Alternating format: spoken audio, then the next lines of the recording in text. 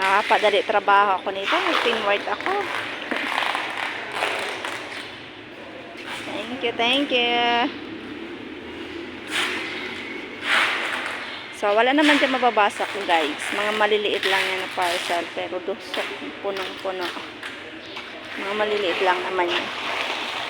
Wala dyan mababasag. So, ayan. So, madami akong parcel today. So, ayan. Indora na ako, guys. Bye-bye. Thank you. Yun. Bye-bye na, guys.